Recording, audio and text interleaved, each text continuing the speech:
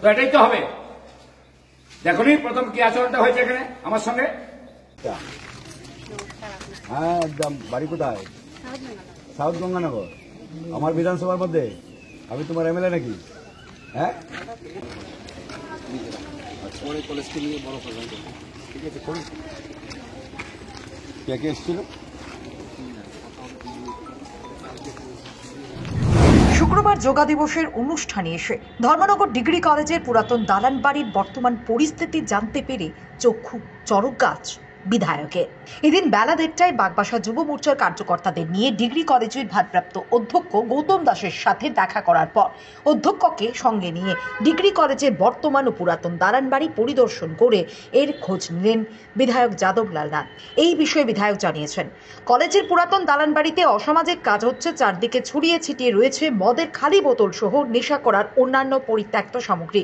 এই পুরাতন দালান বাড়ির ঠিক পেছনে রয়েছে একটি মহিলা হোস্টেল, যা ঘটা করে 2015 সালে উদ্বোধন করা হয়েছিল। ঠিকমতো পরিচালনা না করার ফলে হোস্টেলটিও একই অবস্থায় রয়েছে। এই পরিস্থিতি যাতে দূর করা যায় সেই বিষয়টি তিনি পুলিশ প্রশাসনের কাছে নিয়ে যাবেন। এই মহিলা হোস্টেলের পাশে একটি অর্ধনির্মিত বিল্ডিং রয়েছে, সেই বিল্ডিংটি কেন অর্ধনির্মিত অবস্থায় রয়েছে এ বিষয়ে তিনি জেলা শাসকের গোচরে নিয়ে যাবেন বলে জানান তিনি। আমি আজকে সকালবেলা এখানে যোগা দিবস পালন করা হয়, আমি এসেছিলাম যোগা প্রোগ্রামে অংশগ্রহণ করি। সেই সময় আমার কাছে এখানকার জনগণে কিছু আবদার জানায় যে এই যে পুরনো বিল্ডিংটা দেখছেন পেছনে আছে, এই কলেজের আমিও ছাত্র ছিলাম। এখানে রাতের বেলায় অনেক অসামাজিক কাজ হয়, এখানে নেশা সেবন করা হয় এবং হই হট্টগোল হয়, এরকম একটা অভিযোগ আমার কাছে যায় সকালবেলা। তো তারপরে আমি এখানে এসে আমি সকালবেলা একবার ভিতরে গিয়ে একা একা ভিজিট করেছি। আমার সঙ্গে আমাদের যুব মোর্চার ভাইয়েরা ছিল, এটার সত্যতা আমি পেয়ে গেছি সকালবেলায়। তারপরেও যেহেতু এটা একজন প্রিন্সিপাল এখানে আছেন, এই প্রিন্সিপালকে নিয়ে বিষয়টা ভিজিট করা দরকার। তো ভিজিট করলাম, ভিজিট করে তো সেই বিষয়েই যে এখানে অসামাজিক কাজ হয়, অনেক বোতল এখানে পাওয়া গেছে, এগুলো আমরা দেখেছি। আর তাছাড়া এই বিল্ডিংয়ের পেছনেই একটা গার্ল হোস্টেল 2015 সালে এটা ঘটা করে উদ্বোধন হয়েছে, কিন্তু এই হোস্টেলটাকে ঠিকমতো পরিচালনা করা যায়। এই হোস্টেলটা আজ পর্যন্ত ব্যবহারই হয়নি, দরজা জানালা ভেঙে পড়ছে। নতুন বিল্ডিং 15 সালে হয়েছে এবং এই বিল্ডিংটাই এখানে সমাজদ্রোহীরা ব্যবহার করছে রাতের অন্ধকারে।